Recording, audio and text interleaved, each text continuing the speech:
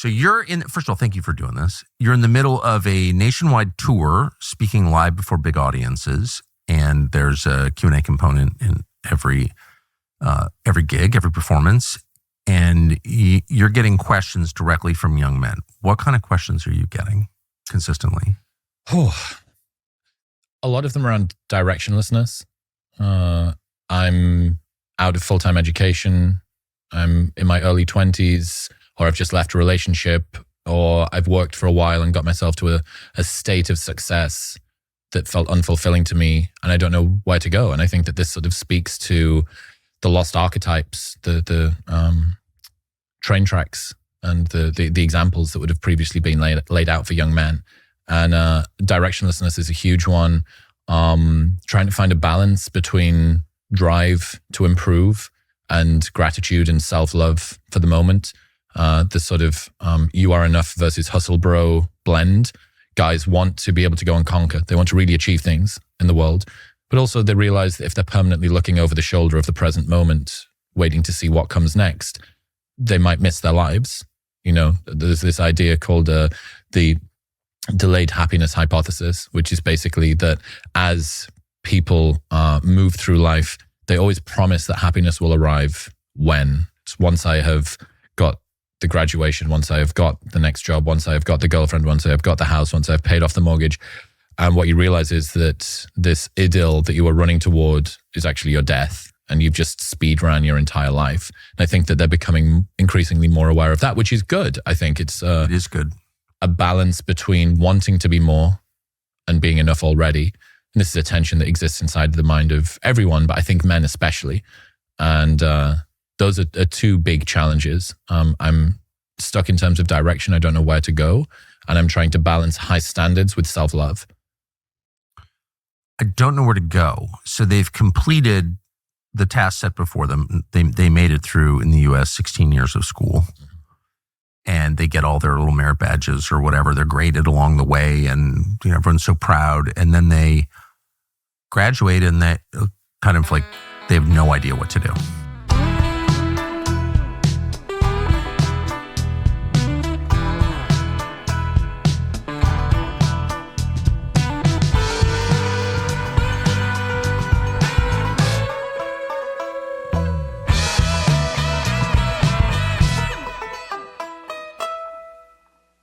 I felt this. I did 2 degrees, a bachelor's and a master's at university with a year in industry as well. So I was at uni for 5 full years. I was in full-time education for 18 years. And it's kind of like being on a set of train tracks for a long time. And yeah, you're sort of a passenger and you get to move up and down the carriage and contribute a little bit. And, but the destination that you're going toward has been prescribed for you. And then it's kind of like being thrown off the train into a car with no roads and just saying, hey, good luck. Like, try and find your way. And I think that the challenge is a lot of the rules and the advice that would have worked for grandfathers and maybe even fathers of these guys, the archetypes and the roles that they would have previously stepped into aren't there in quite the same way. There's been a lot of structural changes that have adjusted the landscape that men and boys exist in over the last 50 years. And that means that a lot of the role models and examples and well-trodden paths don't feel like they're there in the same kind of way. So navigating those structural changes as a young man is not easy. So what did you take your degrees in? What did you study? Bachelor's in business and a master's in international marketing. I can't remember either of them. And then did you go into international business when you left school? Not even remotely. What did you do? I sat down in my first ever seminar the week after Freshers Week in the first week of university, sat next to a guy and I said, I've spent all of my money partying in my first week of university. I'm skint. I've run out of cash. I need a job. And he's like, well, I'm going to go and hand out flyers for a nightclub. Maybe you could come and see if you can get a job doing the same thing. That guy that I sat next to in my first seminar for quantitative methods, 15 years later, was still my business partner. I was groomsman at his wedding. We did 1 million lifetime entries throughout nightclubs together. So that one thing, that sort of chance meeting that we had, I started running an events company and then got to the end of my 20s and had a change, an existential change that meant that I started doing my podcast, Modern Wisdom. Before that change happened, did you ever pause and think, I got a master's degree in international business, but in real life, I'm a nightclub promoter and I'm succeeding. I mean, you succeeded in the business, correct? Yeah. So the disconnect between your training and your work couldn't be more profound. To a degree, to fly the flag for the nightclub promoters out there. It's a wonderful training ground for people to go into business and be successful in business because you get a very broad perspective of how a business needs to operate. HR, management, B2B, B2C, customer complaints, marketing. Oh, for sure. It's that being said, I had a lot of fun.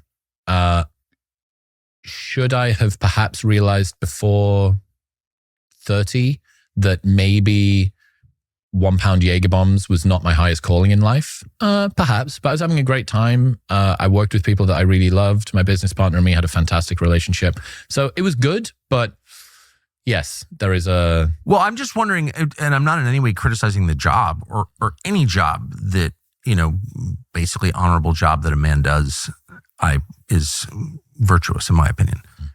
I'm questioning whether you needed to spend 5 years in university to do that job. Probably not. No. For me, the existing justification for university is it's a good way to... It's like Navy SEAL Hell Week for 3 years of socialization. You really get thrust into a lot of different experiences. You're living with new people. You have to navigate friendships and relationships and makeups and breakups and use executive function. Perhaps you could do this if you got an apprenticeship or went into a job early. But at least for me, moving into halls of residence and having to work out who's paying for the electric bill and I'm going to live with these new people and I've fallen out of friendship with this person and I need to navigate administration, all this stuff. It condensed down a lot of adulting into a very short period of time. And I think I came to university at 18 as pretty under-socialized and left at 23, like beyond totally ready to kind of dominate the adult world. What advice do you give young men who ask you, what direction should I take? Well, I think at least to start, finding out what you're interested in is a good place to begin. I mean, look, one of the problems of giving any advice to young men is that we need to do this strange kind of land acknowledgement, this social land acknowledgement before we start. If me and you are going to talk about the problems of young men, one of the first things we need to do, or typically that people expect is, well, it's very important for us to remember that women are still falling behind in this area. And it's also important to remember that up until... I can't even deal with that. You understand what I mean though, right? No, I would never play along with that lie. There is this odd expectation that in order to talk about the problems of men and boys, we first must identify all of the other issues and plights of other more deserving groups. And this is something... What world is it? I mean, I'm amazed that requirement still exists or anyone takes it seriously. It's so absurd. Mm-hmm. Well, it's a shame. I think it's basically you saying, I know I'm about to talk about a group that you think might have previously been in a privileged position, but now it's really important that we talk about some of the shortcomings that they're dealing with. I'm going to show that I'm on side, I'm an ally, and I understand how this is framed in the broader context of whatever. This is something that I've become particularly frustrated with, this social land acknowledgement thing. The requirement to self-castrate before saying obvious things. Yeah. And we don't do it in the opposite way, right? We don't say... some of us don't do it at all. We're going to have a conversation about breast cancer. But it is important for us to remember that male suicides account for nearly as many deaths as breast cancer do, and men are falling behind in education and employment, and there have been these structure. And now that we have done this, we can finally get onto talking about breast cancer. We're excited to announce a new partner of our show, Poncho Outdoors. Poncho specializes in men's shirts designed for the great outdoors. Their flannels are excellent. They're not bulky or stiff, and they are durable. They're built for comfort. These medium weight, stretchy, shockingly soft shirts are the go-to when temperatures drop. Poncho shirts are perfect for everything you do outside in the fall. Fishing, hunting, golfing, enjoying the weather. Poncho is the way to go. Our producers, I'm looking at one wearing one right now. Each shirt is comfortable, durable, versatile for whatever happens. Slim, regular, tall fits because people come in all shapes and sizes. Gear up for fall with Poncho. Every piece is built for comfort. PonchoOutdoors.com/Tucker. Enter your email for $10 off your first order. That's Poncho, Poncho, Outdoors.com/Tucker for $10 off and free shipping. When they ask, how'd you hear about Poncho? Let him know the Tucker Carlson show sent you with maximum enthusiasm. Has it occurred that there's a connection between these phenomena? Which ones? Well, that maybe men are in a dire state because they have been browbeaten and demoralized and attacked for their immutable qualities that they can't control, that they were born with. And this has gone on for like 40 years, and all it has done is destroyed men and make women crazy. Like the whole thing is just terrible. It's like the worst thing that's happened ever in the West. So like maybe there's a reason men have no direction and are addicted to porn and a million other things, because they're told constantly that their lives don't matter. Yeah, well, I think we've seen a lot of structural changes, and what's really interesting is how this is coming to land existentially, psychologically, like karmically within men. But the structural changes are what I think kicked a lot of this going. So education and employment are the two big ones for men. In education, it seems like the current education system was always set up in a manner that women, girls were going to overperform in. They had the brakes put on them for a while with regards to encouragement and their acceptance toward university. Girls are better to sit down. They're good highlighter people, and they're more conscientious than boys are on average. They're less rambunctious. They're good for if you need to sit quietly in a classroom for 6 hours a day. Yes. They crush it. They absolutely crush it. More obedience, less creativity. Yeah, and less disruption as well, which is a huge big deal, especially when there are 3 times as many female fighter pilots in the US Air Force as there are male kindergarten teachers in the United States. 2% of kindergarten teachers are men. It's about 7% of fighter pilots are female. And this means that being able to deal with the disruptions of young boys is tough. What this has resulted in is girls starting to outstrip in terms of performance boys. So since Title IX was introduced 50 years ago, just to get more girls into higher education, the gender gap between men and women then is smaller than it is now, but it was in the other direction. Yeah. So there are fewer men going to college than women now than 50 years ago when Title IX was introduced. So women have just blown through the glass ceiling that was supposed to be there. And if you break it up by graduation rates, it's overwhelmingly female. 7 times more men than women dropped out of college during COVID. Right. So all of that together means you have 2 women for every 1 man completing a 4-year US college degree. Like, is that true? It's 2 to 1. 2 to 1. We're almost there. Some campuses, it's nearly 3 to 1 in terms of the ratio. So you have education, more women than men completing a 4-year US college degree by a big distance. And that's going to just continue ticking up. You then look at what's happened with employment. That's education. You look at what's happened with employment. Well, we've moved from a brawn-based to a brain-based economy. It's become increasingly credentialized, which means that the education piece is now more important than ever before. So you have girls overperforming relatively in education, and then moving into an employment world, which also kind of needs more administrative know-how. Yes, some assertiveness that guys have still got and some disagreeability is good for getting you promotions. But between the ages of 21 and 29, women on average earn £1,111 more than men do. So they're out-earning men too. Not only are they educating, they're out-earning men. And this sort of all together, the structural changes of women in education and employment, plus welfare state assisting single mothers particularly, has meant that guys go, well, what's my place? What's my role now? I feel surplus to requirement. And women say, I'm not going to marry a man who makes less than I do. They don't want to marry men who make less than they do. There's a million studies on this, and it's noticeable just from talking to women. They don't want to marry a man shorter than them, and they don't want to marry a man who makes less. Sorry. There's an idea called the tall girl hypothesis, which I bro scienced into existence about 4 years ago. I got in a lot of trouble when I first started talking about this. So if you were a 6'3" woman, typically on average, women want to date a guy taller than them. You're looking at pro athletes, right? If you're a 6'3" woman, you want to wear heels at your wedding, like you're looking at dudes that are 6'7". Like you're looking at pro athletes.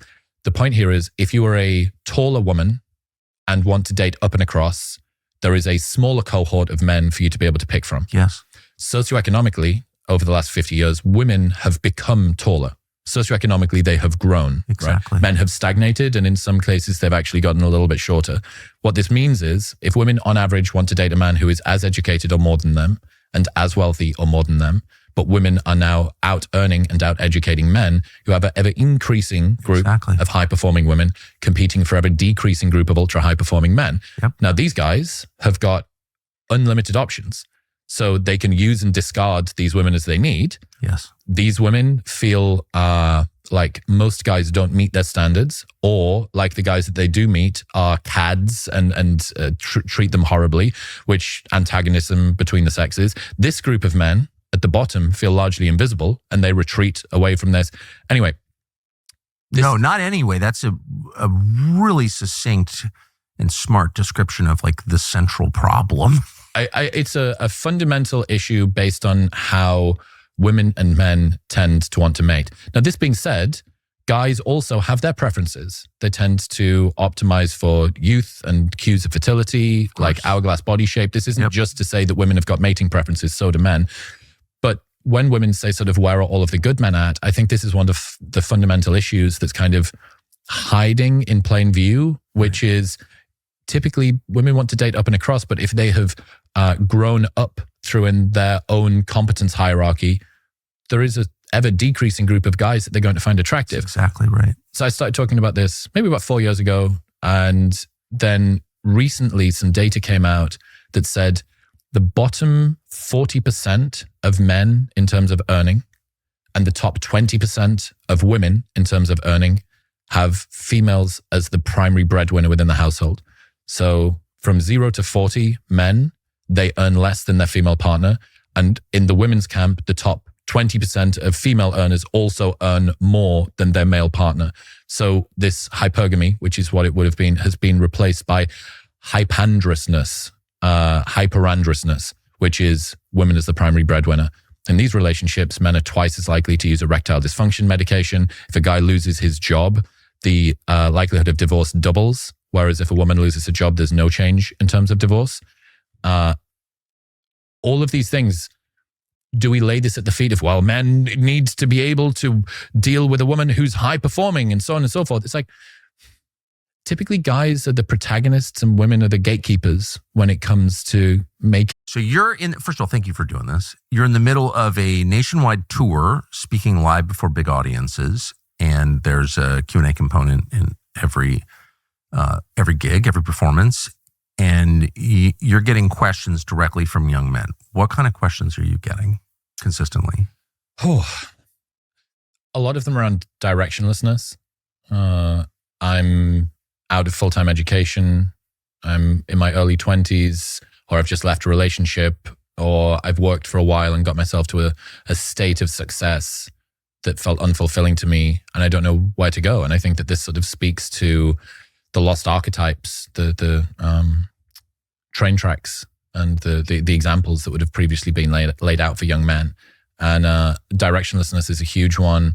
Trying to find a balance between drive to improve and gratitude and self-love for the moment. The sort of you are enough versus hustle bro blend. Guys want to be able to go and conquer. They want to really achieve things in the world. But also they realize that if they're permanently looking over the shoulder of the present moment, waiting to see what comes next, they might miss their lives. You know, there's this idea called the delayed happiness hypothesis, which is basically that as people move through life, they always promise that happiness will arrive when. It's once I have got the graduation, once I have got the next job, once I have got the girlfriend, once I have got the house, once I've paid off the mortgage. And what you realize is that this idyll that you are running toward is actually your death, and you've just speed ran your entire life. And I think that they're becoming increasingly more aware of that, which is good. I think it is good. A balance between wanting to be more and being enough already. And this is a tension that exists inside the mind of everyone, but I think men especially. And those are two big challenges. I'm stuck in terms of direction. I don't know where to go. And I'm trying to balance high standards with self-love. I don't know where to go. So they've completed the task set before them. They made it through in the US 16 years of school. And they get all their little merit badges or whatever. They're graded along the way, and everyone's so proud. And then they graduate and they kind of like, they have no idea what to do.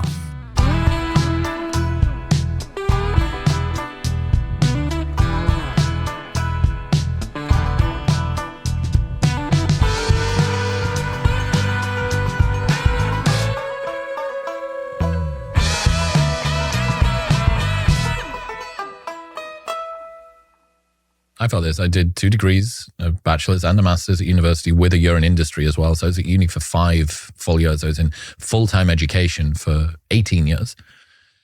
And it's kind of like being on a set of train tracks for a long time. And yeah, you're sort of a passenger and you get to move up and down the carriage and contribute a little bit. And, you know, but the destination that you're going toward has been prescribed for you.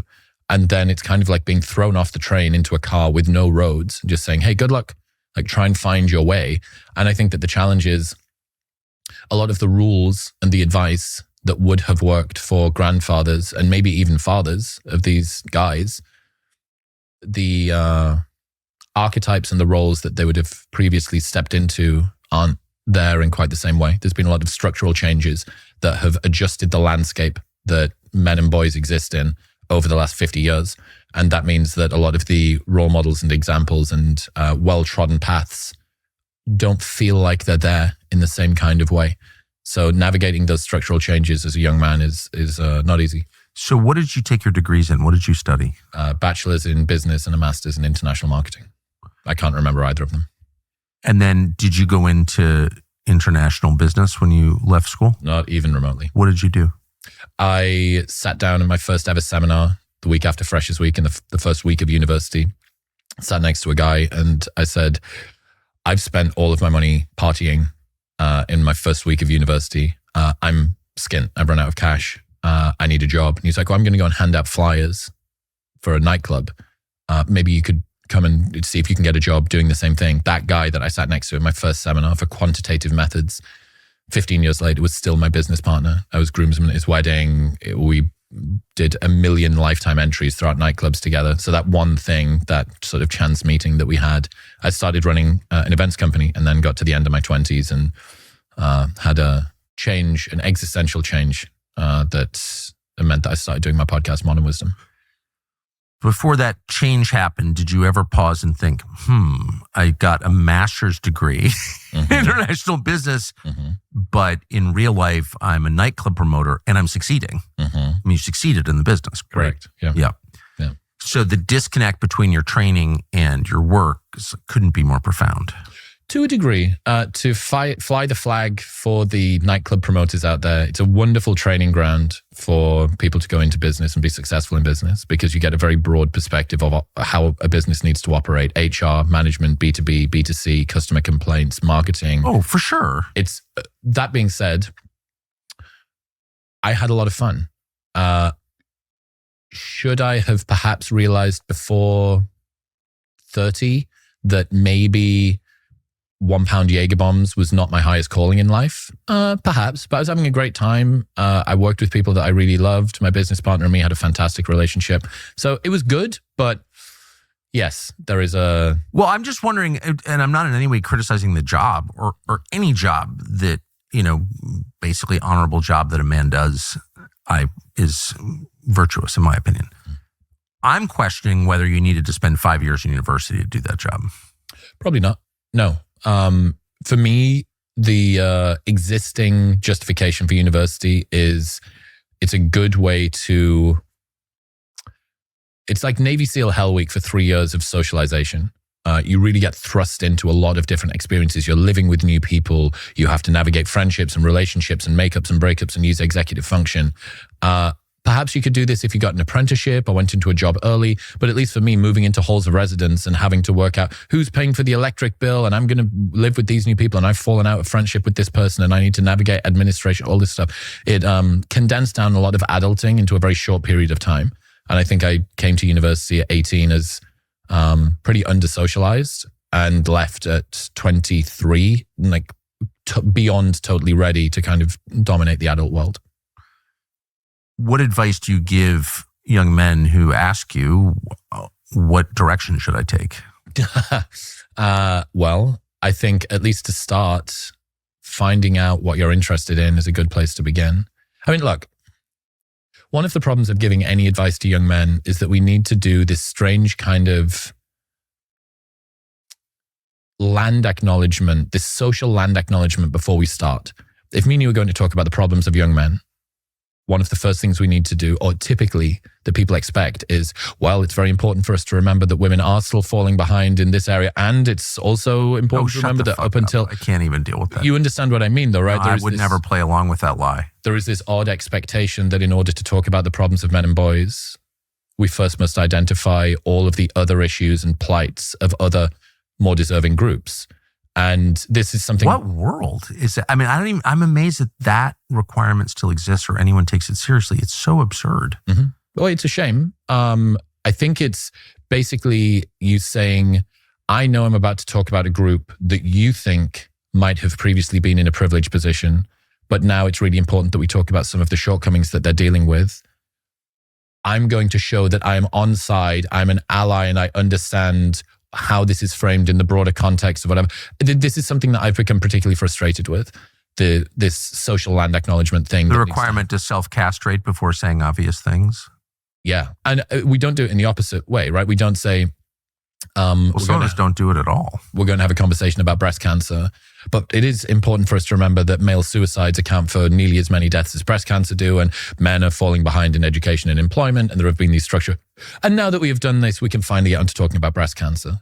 We're excited to announce a new partner of our show, Poncho Outdoors. Poncho specializes in men's shirts designed for the great outdoors. Their flannels are excellent. They're not bulky or stiff, and they are durable. They're built for comfort. These medium weight, stretchy, shockingly soft shirts are the go-to when temperatures drop. Poncho shirts are perfect for everything you do outside in the fall. Fishing, hunting, golfing, enjoying the weather. Poncho is the way to go. Our producers, I'm looking at one wearing one right now. Each shirt is comfortable, durable, versatile for whatever happens. Slim, regular, tall fits because people come in all shapes and sizes. Gear up for fall with Poncho. Every piece is built for comfort. PonchoOutdoors.com/Tucker. Enter your email for $10 off your first order. That's Poncho, Poncho, Outdoors.com/Tucker for $10 off and free shipping. And when they ask, how'd you hear about Poncho? Let them know the Tucker Carlson Show sent you with maximum enthusiasm. Has it occurred that there's a connection between these phenomena? Which ones? Well, that maybe men are in a dire state because they have been browbeaten and demoralized and attacked for their immutable qualities that they can't control, that they were born with. And this has gone on for like 40 years, and all it has done is destroyed men and make women crazy. Like the whole thing is just terrible. It's like the worst thing that's happened ever in the West. So like maybe there's a reason men have no direction and are addicted to porn and a million other things, because they're told constantly that their lives don't matter. Yeah, well, I think we've seen a lot of structural changes, and what's really interesting is how this has come into land existentially, psychologically, as opposed to with guys. It's like, oh, you're the strong one. You can carry the bull back. You're the fast one. You can track down the particular animal. You're the one that's good with the spear. Guys tend to sort of settle out into hierarchies a little bit more easily than women do. And it doesn't seem to be quite the same way for women. So you see a lot of downplaying of accomplishments among women, which is one of the reasons that I think they've struggled in the past in the workplace. Girls come out of an exam and they'll say, oh, you'll have done so well in that. You're so smart. Oh, I'm not. Like, I know I could not be. Whereas dudes will have come out and they'll say, like, dude, I bet you fucking suck at that thing. As opposed to this sort of very subtle, couched competition that happens between women. It's much more subtle, the way that women compete. They're very so if you go to a party with a woman, you show up at a party with a woman, she only notices the other women in the room. Women are constantly, I've always noticed this, they're constantly assessing each other. Did you see what she was wearing? No. You know what I mean? But women always notice each other. They look at each other, they assess immediately. There's always an edge to it. Like, what is that? Why is there a constant state of competition? I'm going to guess that the way that women would have been wired in the past before they were able to exist independently is that they would have needed to compete for the mate that was able to provide them with resources and security. And in order to be able to do that, it's very important to be perceived well by the other women in the tribe. A woman who's on her own, a woman or a man who's on their own are really going to struggle, but particularly with regards to finding a mate, I think you need that collegial group. Women do alloparenting as well. It's kind of rare in the animal world where they have non-kin that help to look after their children. So they have coalitions that help to raise kids, which means you need to have friends. You need to work out where am I in the hierarchy. Right. That's right. And I've got to track in that sort of a way. Alloparenting? Alloparenting, it's referred to as, yeah. It's the reason that supposedly women go through menopause. So the reason that women still exist after reproductive age is this thing called the grandmother hypothesis. Grandmother hypothesis says that it is important that human children are so useless and blobby and highly resource dependent that you need to have additional care from women who are good at looking after children. Yes. Without those women contributing more children to be looked after. So the grandmother hypothesis, yes. You age out of being able to contribute more children to the group, but you are still able to contribute to raising the children that are in the group. And this is why the move away from pan-generational housing and, you at 18 go to university or move away from home is really novel, because for pretty much all of human history, you would have had people living in the same sorts of groups. Yeah, and it just makes everyone, just atomizes the entire population, makes them easier to control, Well, I think one of the problems that you have when talking about the problems of boys and men is this sort of perspective that empathy is zero-sum, that by giving empathy to men, you are taking it away from some other group, which is more deserving. And it's a shame because it suggests that we can't do two things at once, that any attempt to raise men up is implicitly also bringing women down. And I don't think that this is what me or you are. You really think that? I think that that's how it's perceived, at least. Like this sense that after all, haven't men had it good for long enough? Like maybe they should just sort of suck it up and deal with it. So what do you hear in that statement that you just made? What's the undertone there? What's the motive? Hate. That's an angry statement. You're angry at someone when you say that. You're not trying to elevate anybody. You're trying to destroy someone else. I mean, you just said it. And that statement is very familiar to anyone who's lived in the West for the past 40 years. Well, I can't, white man. And it's like you're saying that because you hate those people. Most coffee companies sell weakness, watered down drinks from faceless corporations that don't care about you or your family. Black Rifle, which not to brag is in this cup right here, is very different. It's roasted and brewed in this country without apology by patriotic men and women. The coffee is built by people who love the U.S. and know what it means to fight for it. We know them. We know the guys who run it. We've known them for a long time, and we know this is true. They're special forces veterans, ranchers, just decent people. They're the best of us, and the coffee is strong. The energy drinks, even stronger. It's not sugar water, not empty marketing. Fuel for people who get up early, work late, keep this nation running. Every purchase helps support veterans, first responders, law enforcement. From bold roast to ready-to-drink cans, mugs, T-shirts, gear, Black Rifle makes products with pride. Can a lot of companies say that? No, they can't. Visit blackrifle.com. Use code Tucker for 30% off your first order. That's blackriflecoffee.com. Code Tucker, or pick it up at your local convenience or grocery store. You will love it. And the results are exactly what you would expect if an entire society turns against a group, decides that they're despised and for good reason, and then, lays out this program for decades, limiting their opportunities, demoralizing them, barking at them, forcing them to deny their inherent nature. Like they end up suicidal. Like it's not that complicated, is it? And I don't think it has anything with empathy. It's hate. It's hate posing as empathy. Yeah, I think if you've been on the side of the beneficiary for a long time, typically, I mean, apart from the fact that you died more in war and of... Yeah, the beneficiary says who? Yeah, but if you've appeared... You get to wake up early every morning and then die young? Yeah, okay.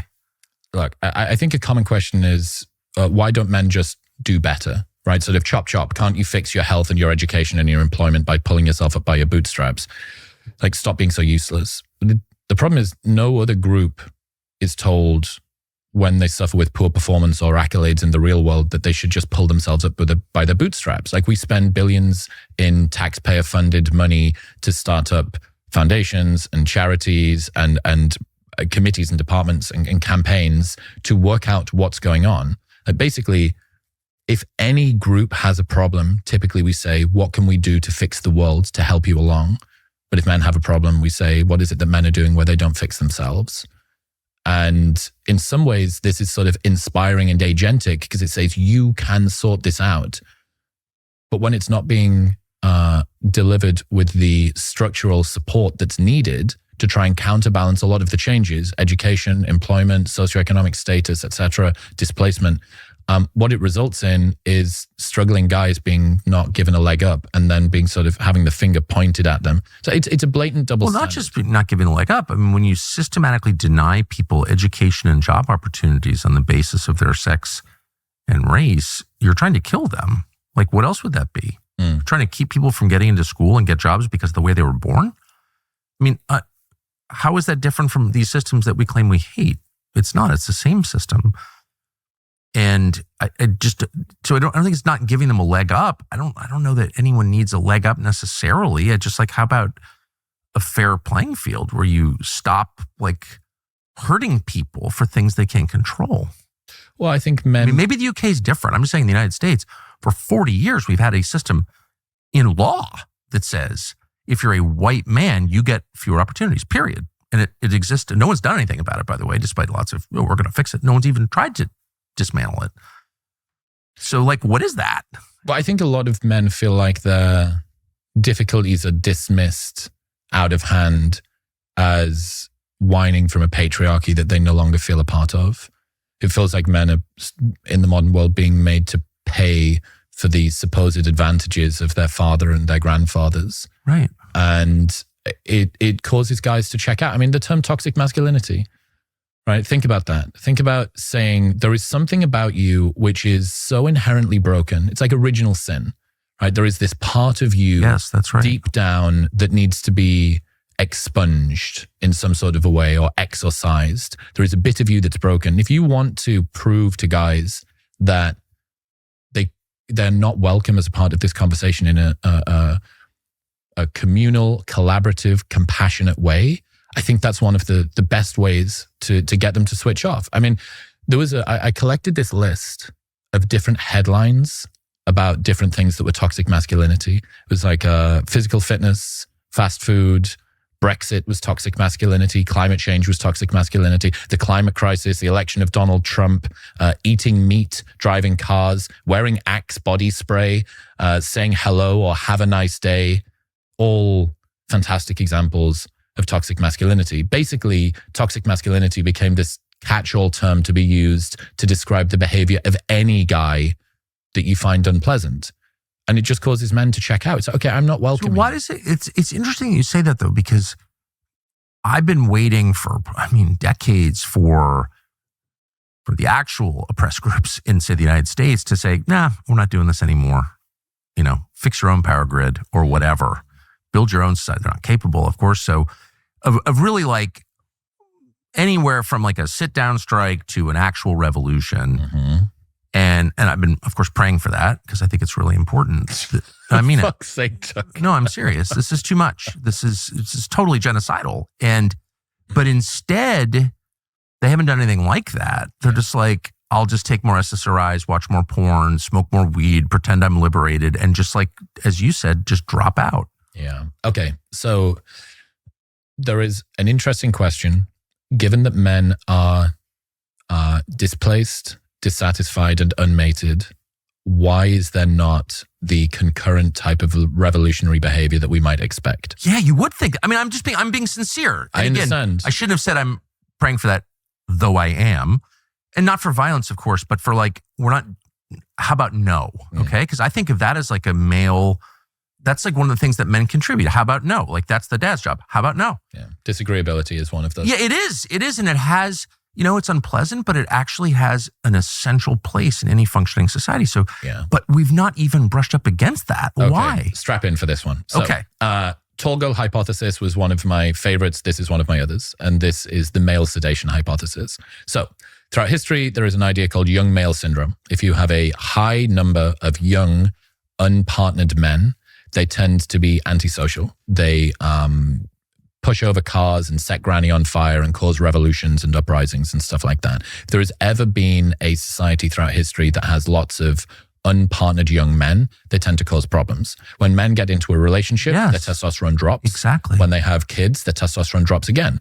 So in this regard, women very much do domesticate men. Yes, they make them more pro-social. They reduce their risk-taking behavior. Exactly. This is good. If you've got a baby at home, you need to not think, oh, I'll just jump off that cliff for fun. Like, no, there's a kid at home. Chill out. Exactly.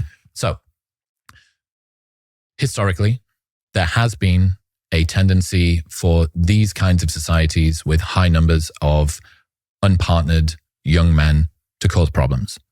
Given that we have got high rates of sexlessness, displacement among young men in the modern world, why is it that we haven't seen the concurrent kinetic outcomes of this? And it's my belief that men are being sedated out of their status-seeking and reproductive-seeking behavior through video games, screen, and porn. So this is not enough of a dose to make men happy, but it is enough of a dose to stop them from going nuclear, banding together, causing some sort of an uprising. So, you call this a hypothesis rather than just an obvious fact? Look, I mean, I probably should call it a notion. I think for a hypothesis, you actually need to properly do a study for it. I'm just going to state it as like good. Male sedation. Irrefutable reality. Male sedation truth. Yeah, we can call it that. But I think that video games, what is it that it gives men? It gives them a sense of progress, of camaraderie, of goal-seeking behavior. And, you know, for winding down half an hour, a couple of nights a week, perhaps that's a cool thing to do. But when it completely consumes your life because you don't feel like you have agency or progress or you can make changes in the real world, so you supplant your real world pursuits for video game pursuits, we all realize that there is a dose-dependent curve that beyond which you are spending too much time in the virtual world. The same thing goes for screens. Exactly. This is the sense of camaraderie and group-seeking behavior that typically you would have gotten by going out and doing something, and shit would have occurred due to that. Again, says the two people that make their living on the internet. But I understand influencers and commentators and stuff aside, most people that are spending their time on screens are not doing it to try and create something. They're more consuming than they are creating. Yes. And then when we look at porn, there is this titrated dose of just about enough sexual gratification for men to not go out and do something unspeakable in order to be able to satisfy it. Now, it's not great that we have this balance between useless and dangerous men. And perhaps right now, given the current world that we're in, it's 51-49 preferable to not have dangerous men. But the only reason that I can see for that is that we're in a time of peace. If we were in a time of war and you needed to galvanize young men to actually be useful, you have huge swaths of guys that are just not really prepared to do it. So yeah, I think a great question would be, where are all of the incel killings at? This is not a request, right? This is not me putting a request in with the DJ. But you would expect more. You would expect more uprisings and revolutionary behavior in the real world. Yes. If you were to just sort of state the facts of how young guys are doing, and getting into a relationship drops testosterone, having kids drops testosterone, et cetera, et cetera. 50% of men aged 18 to 30 haven't approached a woman in the last year. So like lots of them are not engaging with women in that sort of way, even at the first hurdle. Where is all of this kinetic interaction at? Well, I think the reason that this isn't happening is because they're being sedated out of that kind of behavior. There's any question. When I was a child, the most sophisticated analysts of Islamic terror, which really kind of began, well, at least in my view, in 1975 with the civil war in Lebanon, there was Islamic terror. And the question was why? And one of the most compelling explanations that I ever heard was polygamy. Because these are societies, Lebanon is not a lot of polygamy in Lebanon, but Saudi, a lot of polygamy. These societies leave a large percentage of young men unmarried with no hope of marriage because the rich guys grab all the women. So you have sexually frustrated, lonely, purposeless drones with surging testosterone, and they take it out in acts of violence that we call terrorism. So that I thought that was seemed right to me. China, very worried about what's with all these excess men. Great Belt and Road to get them out of the country. That hasn't happened in the West. We haven't had revolutionary behavior because of the reasons that you described in, I think was a really smart analysis. And tobacco is a huge part of this too. Nicotine raises testosterone levels. They've been fanatically opposed to not just tobacco, which is delicious, but to nicotine, with no health effects. Why would you be against nicotine? Because it raises testosterone levels. My question to you is, to what extent has that pacification campaign been conscious? Has it been intentional? Well, that's a good question. Look, I tend to not go beyond the impact of what's happening and try to. I haven't investigated how much of this has been consciously constructed. Right. That's not my area of expertise. And it may be irrelevant, by the way, whether it was on purpose or not. It's happening. So yeah, look. Can I ask you a different question? Yeah, of course. And I'm sorry I even asked it, because like, who knows? It's impossible to know. We could only guess. Probably not a good idea. Instead, let me ask if the majority of men under 30 in the United States committed to getting sober, eschewing porn, no more video games, physical fitness, no more carbs. Yeah. No, I'm serious. Yeah. Which is probably how you live. What would the country look like after a year? Wow. Yeah, that would be an interesting one. Well, like politically. Fuck. I mean, I think that there would be a lot of changes. You think? But I'm not, it would be really interesting to run that experiment. It would be really, really interesting. And there would be some negative externalities from that. Like if you knock porn on the head fully, you get some really, and this is why I meant, this is this point about useless versus dangerous men, right? It's a really interesting balance between the two. Do you want useless or do you want dangerous men? It would look different. It would look incredibly different. And we have we're in a sort of luxurious position at the moment where we don't really need the usefulness of men all that much, not on a ground floor level. And with the advent of AI and robotics, the potential for them to be even more displaced, I think, is going to increase. There's this interesting story around sort of male sedation, but on the other side, so fatherlessness. So there was this really cool example used at Kruger National Park in South Africa. So there's a growing elephant population. It's too big and they need to get them out and transport them. There's a plan that gets devised to take elephants from one park to another. What they realized was, in order to move them, they had to move them by helicopter. So they had to strap these elephants Actually? Yes. They had to strap them into harnesses and then move them by helicopter to take them from one national park to another. But the harnesses weren't able to take the huge bulls. They could take the mums and they could take the juveniles, but they couldn't take the bulls. So like, okay, well, no worries. We'll leave the bulls there and we'll take the mums and we'll take the juveniles and we'll move them to this new park. So they move them over to the new park. And then about a few weeks after this move is done, they find dead white rhinos around the park.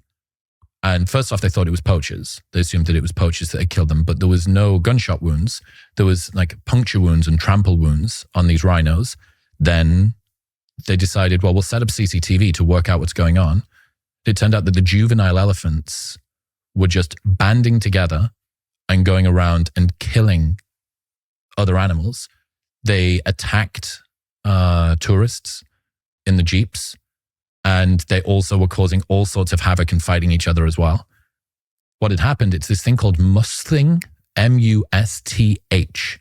They were in musths, and this is, they're looking to mate, and there weren't any women around that they could mate with. Now, this is typically tamped down by the bull males. Yeah, dad's home. Dad's home. So they worked bigger harnesses, brought the bull elephants over. Immediately, all of the antisocial behavior stopped, right? So fatherlessness. Like I told you. Anyone who runs a family is quite familiar with this phenomenon. I told you before, I had this conversation with Bernie Sanders, and I brought up, he's big into inequality. So am I. I grew up as working class as is possible. I think that talking about inequality and talking about class problems is a really important issue. Couldn't agree more. Fatherlessness is the real inequality. Of course. Boys who grow up apart from their biological father are 2 times more likely to end up in jail or prison by age 30. Fatherlessness is a better predictor of growing up in incarceration than being poor or their race.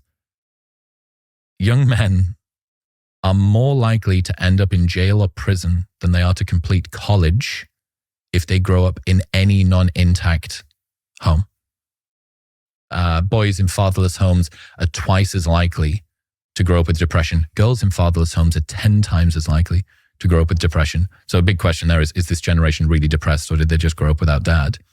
But the big point is there's been a massive increase in fatherlessness over the last 50 years, and fatherlessness impacts boys more than it does girls. Impacts girls in some ways worse than boys, but overall, girls are referred to as dandelions and boys are referred to as daisies. We would think that boys are psychologically more robust. Totally true. But without dad, boys are daisies and girls are dandelions. They're so fragile. No, it's right.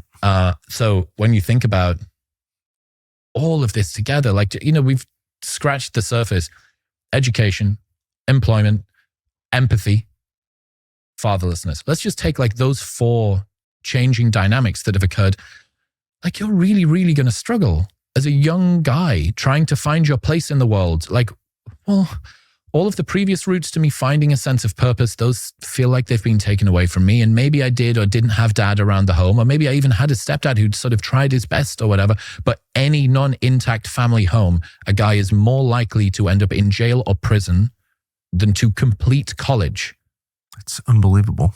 It's wild. It's wild. But then if you think about why wouldn't that be true? I mean, the fundamentals are all that matter, right? So in a nation there, do you have enough food, water, and energy? And in a family, it's like, do you have both parents? Do they like each other? Like everything emanates from the fundamentals, right? Mm-hmm. Mm-hmm. And only like over-socialized dumb people who went to college miss that, like me. I mean, it took me a while to figure that out, but like none of this shit matters at all. What did you study in college? No. Do your parents like each other? Yeah. I mean, Arthur Brooks was on the show and he said, like, what is the best way to raise your son? Love his mum. Of course, 100% true. That's the truest thing. Mm. Yeah, I don't agree with Arthur on some things, but he's smart. He's legit smart, I would say. I think he's great. I think he's... Yeah, he's a nice man. I think he's... But no, of course, that's right. If you want to have happy children, have a happy marriage. Mm-hmm. It's literally that simple. Yeah. Spend way less time with your children and way more time with your wife. And your kids will thank you. Is it what you tell your kids? I mean, to say it's the guy who is unmarried and doesn't have kids yet, but can't wait to start a family. Is it what you tell your children, or is it what you show your children? Yeah, telling them has nothing to do with anything. They're like dogs. They don't hear you at all. No. They will watch you and emulate 100%. And like dogs, they anticipate your next movement by your last movement. Like they are totally keyed in on action rather than words, especially girls. They don't even listen to anything you say. They just watch you, and they know if you are a decent person by what you do. And men don't get that because men are so verbal and so committed to bullshitting their way through life. But women are unbullshittable. They know exactly who you are. Well, again, going back to what we were talking about before, the razor edge detection that women have socially is a blessing and a curse, right? They're going to be able to see when somebody is potentially lying to them. I think women on average tend to be better lying detectors. They pay more attention to, I mean, how many times have you walked into a party and your wife's been like, oh, such and such is not having a good time with their partner or whatever it might be. And you're like, what do you mean? And you go, oh, did you not see the way that she looked at him when he did the whatever? And you're like, oh, you've got witchy energy. Yeah. You're like a clairvoyant. Like super, because they're not listening to the words; they're just watching the reality. They don't listen to anything. Guys don't see that in the same sort of a way because they're transfixed by language. That's why they write the books. It's why there are no female philosophers. It's all men. It's just a different way of thinking. It's a different kind of intelligence, and there are certainly benefits to being obsessed with words, but there are problems with it too. You miss a lot, and women they just don't care what you say at all. They just can see what the truth is. And they're so nice to men in general. A woman who loves you and is loyal to you will not reveal like your deepest weakness to your face. Like they're very nice about that. They could totally destroy you. They wash your underwear. They listen to you snore. Like they know what you're insecure about and they keep it all. Isn't that beautiful, man? Oh, it's incredible. No, it's the greatest blessing. If you're just nice to them and pay attention and provide and protect, like you get a lot in return. Women rule. Like women are phenomenal compatriots to men. And this like compatriots, that's exactly, it's a symbiosis. One cannot thrive without the other, period. as in nature. Look, the problem is, I think, objectively, we have replaced the need for sort of family and camaraderie with a technologically advanced world. So you can make it to the end of your life having not had to have the camaraderie, and you survived in a manner that you may not have been able to ancestrally. How's that working? Well, there is a difference between objective outcomes and subjective outcomes, right? What is the end and what was the means of getting there? Like, how enjoyable was the journey? How fulfilled do you feel? How happy were you? How present were you? What are the sort of memories that you have? And I made it to the end of my life, and, I'm here. That I think that we have traded what matters for something that can be advertised on a CV. I think the clearest measure of it is the suicide rate. I mean, the worst kind of murder is self-murder. What was the suicide rate in feudal England? Probably around 0.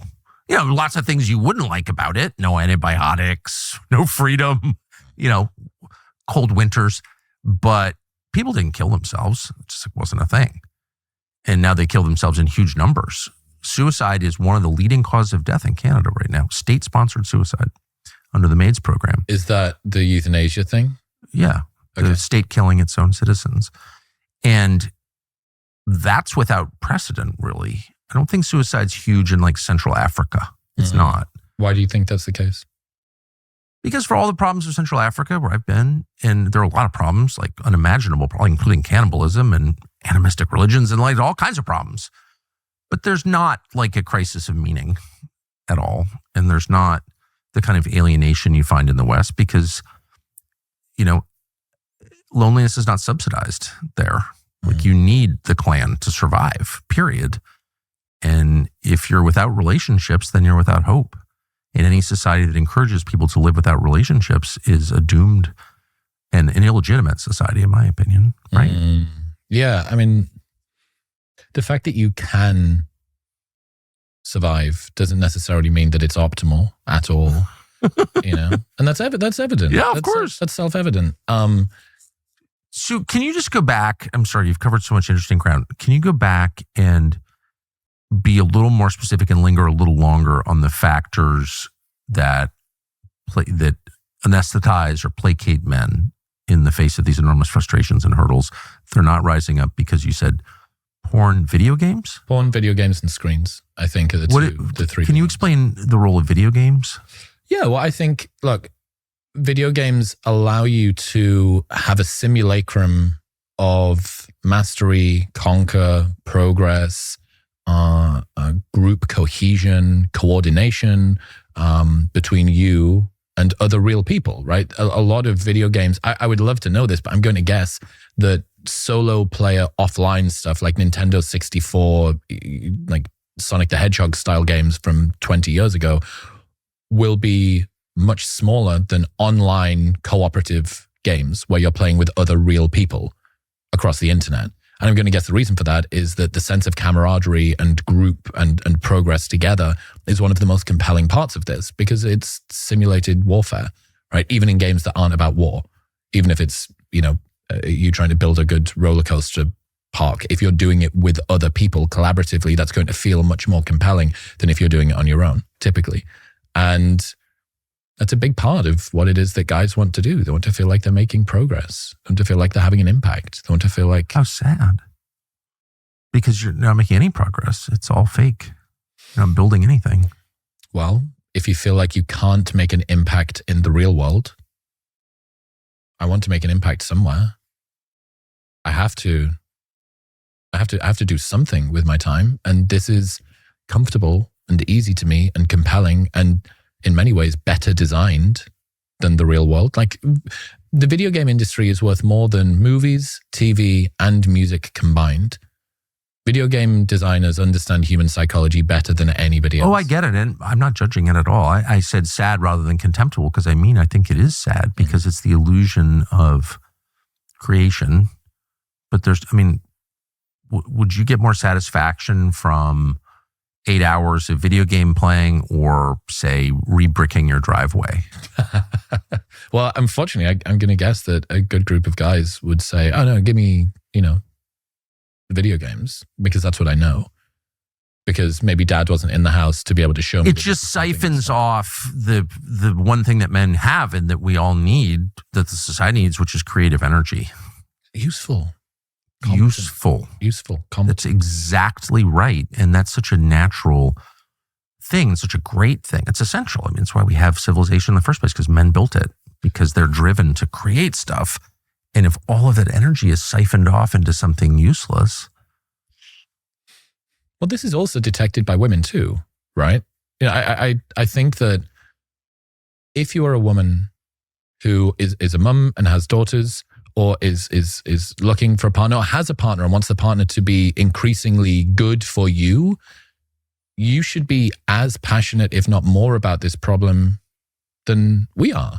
Well, of course. The very fact that men are being sedated out of being more useful is creating precisely the dearth of eligible male partners that you are probably conscious of. It's driving women insane. I mean, I've never seen more crazy women in my life. I think of men as crazy and women as kind of stable and steady, and women in my life are. But you see women hitting each other in public, screaming, endorsing violence. Like, I don't even recognize that behavior. And I think it's so depressing to me.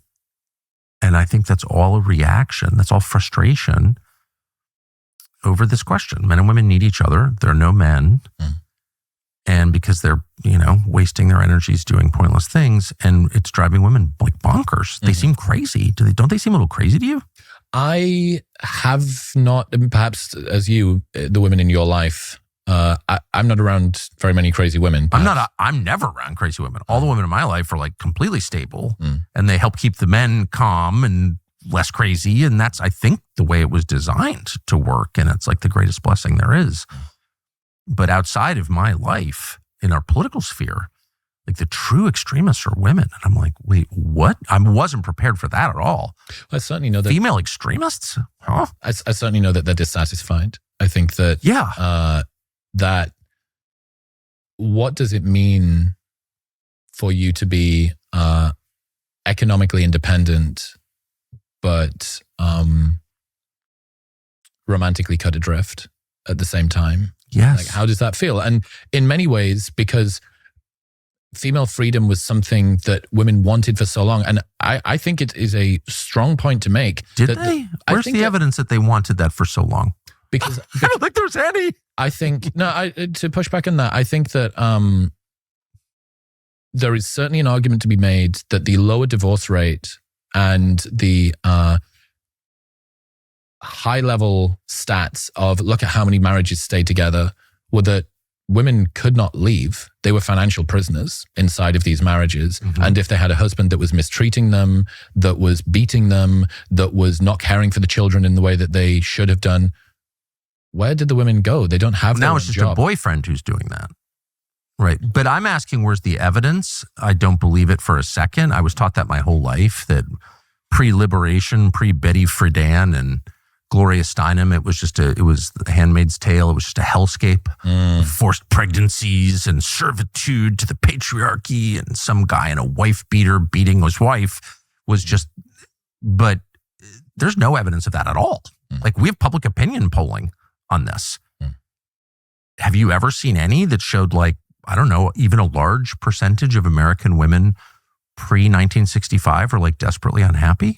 I've never looked at that. Yeah, I have. It doesn't exist. That's all bullshit. Interesting. All propaganda. They're like a small subset of unhappy women. There's always a small subset of unhappy people, restless people who decided to subvert the oldest institution in humanity, which is marriage.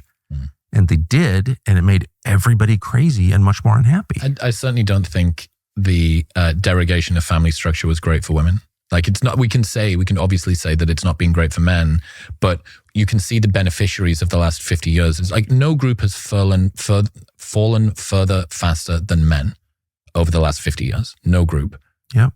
But a lot of the objective gains have been made. But look at how many more women are educated. Look at how many more women are employed. On the surface, that looks and sounds fantastic. And in many ways it is. And that's not something that I'm trying to row back, or I'm guessing that you're trying to row back either. You're trying to say is, can we have our cake and eat it too with regards to this? What I'm saying is these are really bad values. Like education for its own sake, financial achievement for its own sake. These are bad goals. These are not things that we should want. These are lies. That doesn't make you happy. There's no meaning in that. You get your fucking degrees. Who cares? It's all stupid. What you should be trying to do is serve other people, create new life, serve that life, those children, serve your community, live a life of meaning and dignity and decency. Like the whole thing is indecent. Like your life should be about making money. Says who? Who wrote these rules? They're gross. That's what I'm saying. And so I think the measurements themselves are absurd. Great point. So there are two types of metrics, hidden and observable metrics, right? An observable metric would be the size of the house that you have, the car that you drive, the job title you have, what's your annual salary. A hidden metric would be what is the texture of your mind like as you fall asleep at night? Yes. How deep is your relationship with your friends around you? How much do you love your partner? How trusting and safe do you feel most of the time? And the problem is, in the modern world, we have traded hidden metrics for observable metrics. Yes. So an obvious one of these would be people will happily go for a longer commute in order to get a pay rise at work. So it's so funny, one of the most tightly tied metrics that you can find is happiness and the length of your commute. The longer the commute, the more unhappy you are. Is that true? I completely believe that. Yeah. And that's been studied. Yeah. If you think about what it is that you're trading, it's not just, I have to sit in the car longer. If you increase 45 minutes either direction, that's an hour and a half that you're not spending at home with your family or your friends or your partner or your kids. You're missing an hour and a half a day of the thing that you are supposed to be doing the work in order to be able to facilitate. That's exactly right. And the fact that we have social media where people can compare the best of everybody else's lives with the worst of their own, it causes people to optimize for observable metrics, not for hidden metrics, because you can't flex your inner peace on Instagram. Right? It's very difficult to do that. And we're playing a game of currencies now, and the currencies, I think, are pointing in the wrong direction. I think you're exactly right. And I think this is all another species of scientism, the idea that the things that matter can be measured. This was all exacerbated by World War II, where most young men went off to war and were part of this war machine whose whole way of operating revolves around metrics and measure everything, right? They come back, 1946, and all of a sudden your whole society can't really be described outside of like measurements. Like in America, especially, this is especially true here, we don't use stone for weight anymore. Like we are really committed to the idea that everything important can be measured. We still do use fluid ounces though, which is a fucking magic print. I'm like, what is a fluid ounce? No one knows what a fluid ounce is. I love it. Fahrenheit. No, sorry. I love it. It's the best thing about America. By the way, Celsius is just a terrible measure. It's not precise enough. What, because it's too big? It's way too big. Okay. Because it's theoretical rather than real. This is the problem with the whole metric system. Okay. It's like a bunch of guys sitting around saying, well, that's, the current standard of weights and measures is illogical. Let's tie it to the boiling and freezing points of water. And let's make it 100 because that's like clearly a rational number. And what you get is a system that makes it impossible to measure actual temperature changes. I know this because I sauna every day. So if you have a Celsius thermometer in your sauna, yes, you notice that like 2 degrees difference in Celsius is like a completely different experience. Yeah. Right. Yeah. So it doesn't actually work. Let me give you the biggest psyop in the world that America has done, which is convincing American citizens that the UK uses kilometers. No, we use miles. The UK uses miles. Really? Does not use kilometers. We don't drive there anyway because it's on the wrong side. Look, well, at least it's in the right metric system, okay? You know what I mean? You know that, what the fuck is a kilometer? Like that? No, it's miles, okay? Every time I'm in Europe, which is a lot, I have a day where I tell my favorite joke and not one person ever laughed. And they say, where's the restaurant, from here? And it'd be like, how many Celsius is it from here to there? And they'll be like looking at you like that. And I'll say, I'm sorry, is that a kilogram from here? And no snickering, no laughter. They don't get it. They don't want to get it. They're very self-serious about their little system of weights and measures. Go careful, okay, on Celsius. It's still, I'm slowly trying to move over to freedom units in everything, everything else that I do. But no, this hidden and observable metrics thing I think is really, really important. And one of the things that I talk to the young guys about a lot is not sacrificing the thing that you want for the thing which is supposed to get it. So don't sacrifice your happiness in order to achieve success, so that when you're sufficiently successful, you can finally be happy. Right. Right? Don't sacrifice the thing you want for the thing which is supposed to get it. And I think we see this everywhere, that people assume after I have achieved enough X, Y, and Z, Right. I will now allow myself to be happy. Right. But if in the process of trying to make yourself successful enough to become happy, you make yourself miserable, like that is you sacrificing the thing you want, happiness, for the thing which is supposed to get the thing you want, which is success. And I see this everywhere. And I think that it is optimizing for the wrong outcome. It is optimizing for the wrong thing, and selling people a lie in that regard. Of course, I vehemently agree with that. I wonder, is it, I mean, I think it's possible. It's very hard to be happy without a mate. I do think that. And I think it's hard to really understand meaning without children. Sorry, I think that. What do you see as the fundamental role of a mate? Balance. When a man lives with a woman, no matter for how long, and I can say that having done it for a long time, 35 years, you never really understand everything. There's a veil, and it never really lifts. Like you get a higher percentage than you did at the beginning, but there's always part of what she's saying that is opaque to you. Like, what does that mean? And why is she saying? You never really know because they're just so different. And that fact, which is obviously an irritant, but it's an irritant in the same way, sand in an oyster is an irritant. I mean, it creates something beautiful over time. It forces you out of yourself. That's funny. It forces you to think really carefully about this person. Like, what is this? You're trying to tell me something, but I'm not exactly sure what it is. And I'm trying my hardest. The process of trying hard makes you less about yourself. And maturity is, if you want to define maturity is the spectrum from birth to death, right? And in birth, there is nothing in your world disconnected from your own needs. It's all about you. I've got a dirty diaper. I'm hungry. I want someone to pay attention to me. And maturity is the process of letting go of all of that and realizing that other people's concerns are more important than yours. And nothing gets you there like marriage and children, because you just it will not be successful. You've got a bunch of girls as well, right? Yeah, I have 3 daughters and a son. Yeah. All totally unexpected. Didn't expect to have any girls. Didn't grow up with girls. Nope, no girls. No mom, no sisters. So no female dogs. So I was just like, what? What did you learn about girls from raising Oh my gosh, it was like the greatest thing ever. If you had asked me, well, the other thing you learn, I think, from marriage is that it's kind of not up to you. Like you're not sort of the captain of your own vessel. Like you do have to sort of accept things as they come and like, okay, what can we make of this? I never would have had a single daughter if it was up to me. I probably wouldn't have had children because they affect your sex life. And I was like highly focused on that. But of course, it was the things that happened against my will that were the best things and the most broadening things and the most interesting things by far. And having daughters was like at the very top of that list, and didn't have just one, I had 3. And it's just been an amazing. So cool.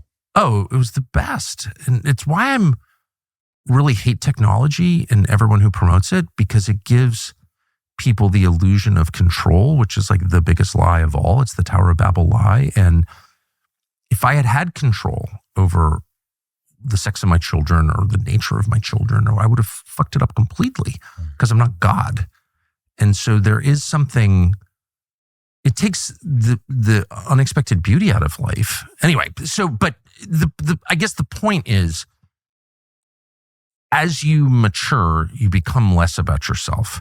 And it's absolutely impossible to live with a member of the opposite sex and be totally about yourself. It just doesn't work. You'll get divorced immediately. She'll hate you, probably try and kill you, actually. It just doesn't work. So, and if you like, and sex is the glue that holds it all together. You want to sleep with her. That's why she's not your roommate, right? And so that kind of like loosens you up for the real learning in life, which is stop focusing on yourself. It's not all about you. Shut the fuck up. And I'm from a culture that really pushed it's not about you. And that is the main, and of course I still am utterly narcissistic and about myself anyway. It's like a daily struggle because that's just who we are. But I grew up in a culture that did not accept that at all. And that was the main difference between the world that I grew up in and the world we currently live in. It's not all the other stuff. It's you're not allowed to talk about yourself. We don't compliment our children, not because we don't love them, but because we don't want to encourage narcissism in our children. We send them to boarding school at a young age. Why? Because they're going to have to learn to deal with other people. They're going to have to take gang showers with like other kids. I think this is what I was talking about with regards to my experience at university.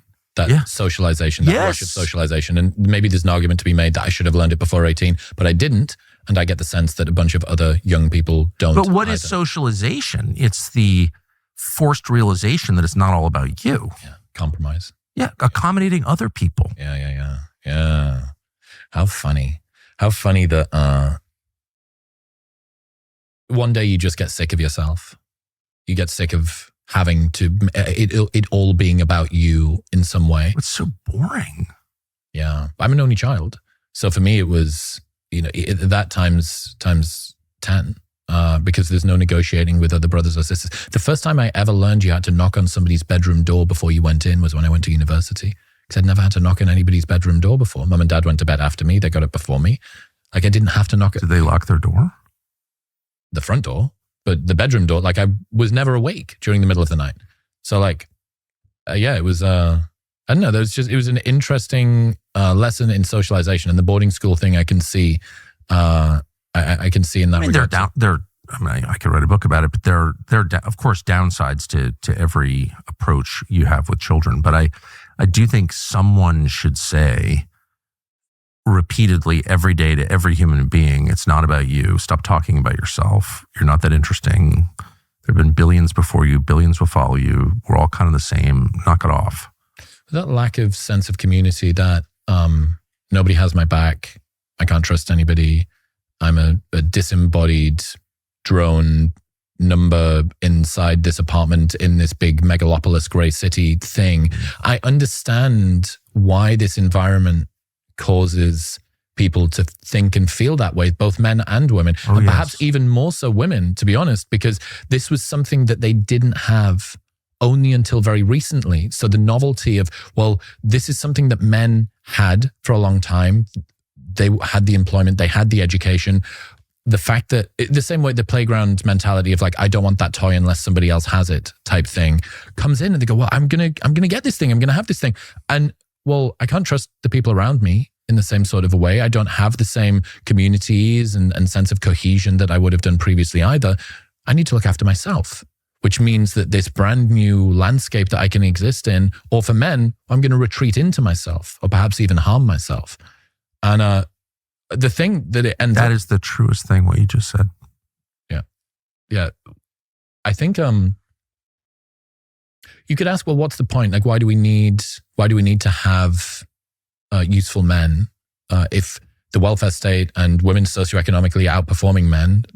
What's the usefulness? Well, you'd say about raising boys and community enmeshment and happiness and fulfillment and camaraderie and all that sort of stuff.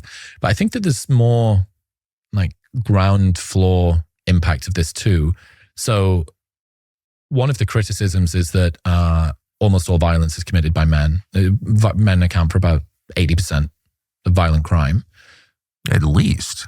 But they commit even more heroism. So there's this award called the Carnegie Award, which is given to any person who risks their life for a stranger. It's been given out 10,000 times. 93% of these awards have been given to men. Well, yeah. And you'll remember the Aurora, Colorado shooting. Dark Knight Rises, theater. Young guy walks in, 24 years old, starts firing rounds into the theater. 3 men, 24, 26, and 27, throw themselves on top of their girlfriends to protect them, and they get hit with bullets. All 3 men died. All 3 women survived. Is that the kind of masculinity and usefulness that we want to get rid of? Or is that the kind that we want more of? And it seems to me that the only reason that we can entertain useless, sedated men as even an acceptable proposition is that there are no real threats in that sort of a way. Yeah, I think everyone's about to sober up real fast here, because I think that period, unfortunately, I haven't enjoyed peace and prosperity, speaking for myself, but because I never bought into any of this insanity about gender roles being meaningless. Gender roles are the heart of everything, the heart of nature. All animals have gender roles. Come on, stop it. So I never, even for a second, thought that was real. But I have enjoyed like living in a peaceful society where you can walk to the grocery store at night and not get worried. But that's clearly ending, like now. So as it does end, as hard times return, which they are, it becomes more self-evident the point of men, no? Yeah, well, I don't know. I'm not particularly prescient when it comes to that, certainly not in this country. But I think you can just see people don't seem to be that happy. And no, but I mean, if shit goes sideways, you're not going to have a lot of women saying, I just need my check from Citibank and my vibrator and I'm fine. Like, that's just not going to be a thing anymore, right? That would be very true. Yeah, that would be very true. And I mean, we're even going to see this as a direct effect of the fact that people aren't coupling up and having kids with birth rates. Right? South Korea, for every 100 South Koreans, there are 4 great-grandchildren. Yep. 96% decrease. You want to get really red-pilled? In 100 years, there will be only North Koreans. So, at current rates of fertility. So that means the last Stalinist system in the world works better on a fundamental level, which is to say it reproduces itself more effectively than the most precise copy of American society ever created, which is South Korea, occupied by American troops for 75 years. It's an American clone. I don't know if you've been there. No. Great people, awesome people. I love the South Koreans, but they're committing mass suicide.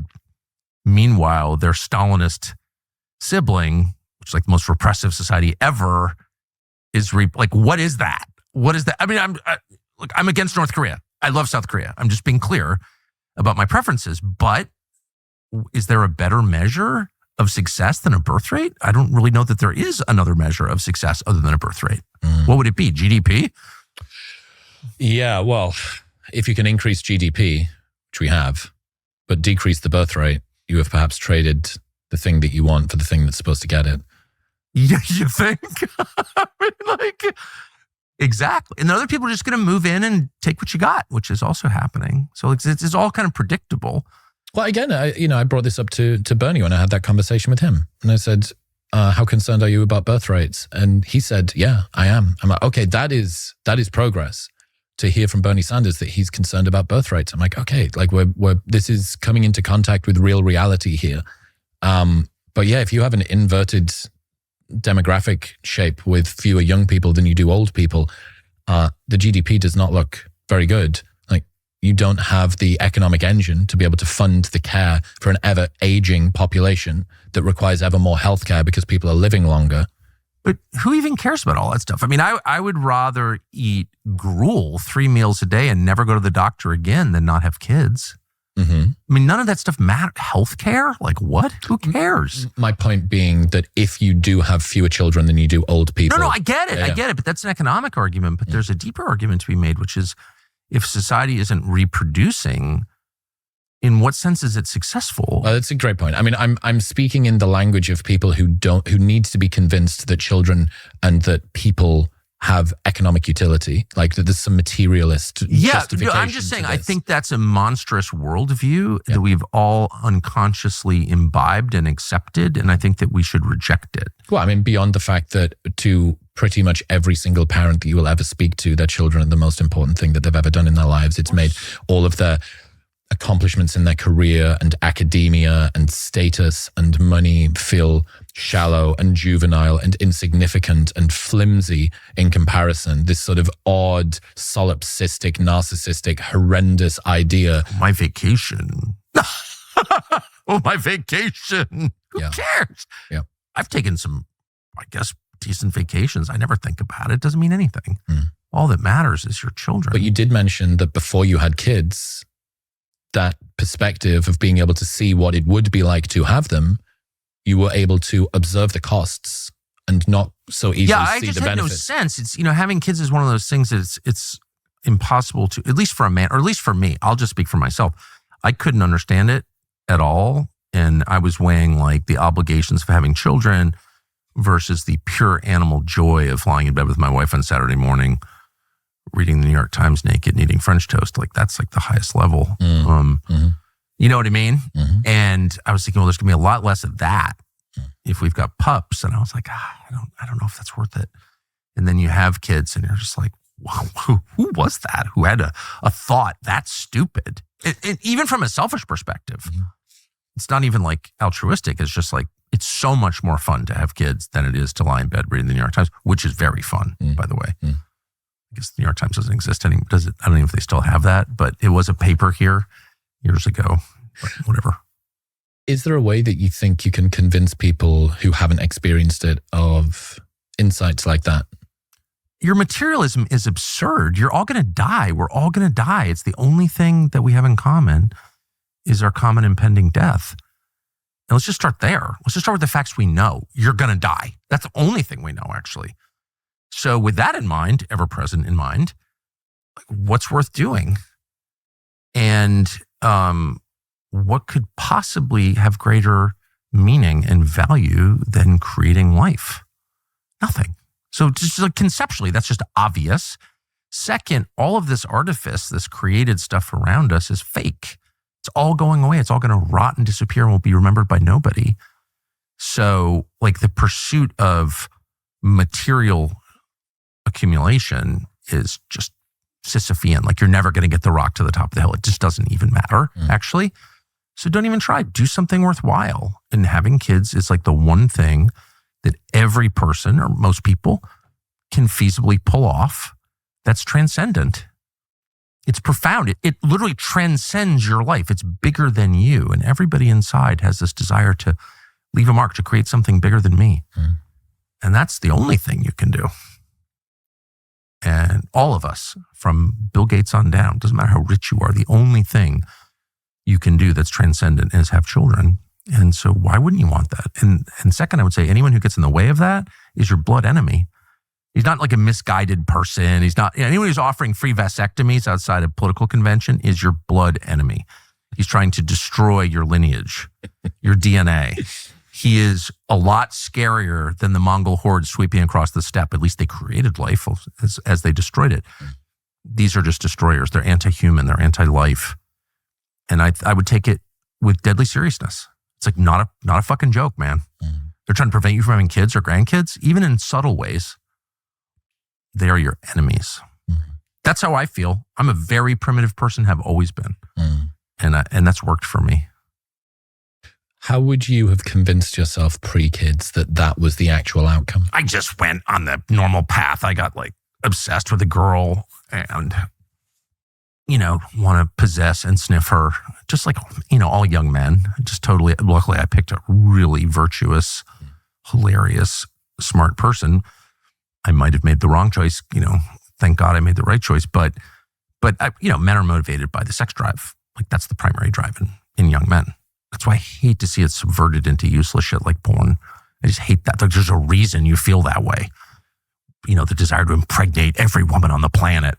And that needs to be contained and like made useful, of course. Just impregnate one. But that desire is your life force. That's your life force. Don't waste it alone. Like what? Yeah.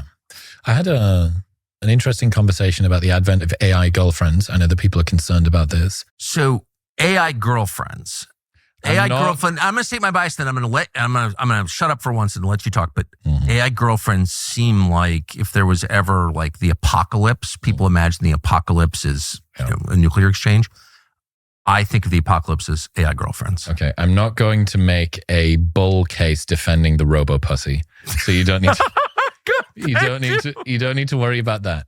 It's silver linings around why it might not be quite as bad as we fear. First one. One of the primary reasons that men like having women is that it is implicit that the man has been chosen, right? From all of the suitors that this woman could have chosen from, she chose me. Exactly. Prestige, status, pre-selection.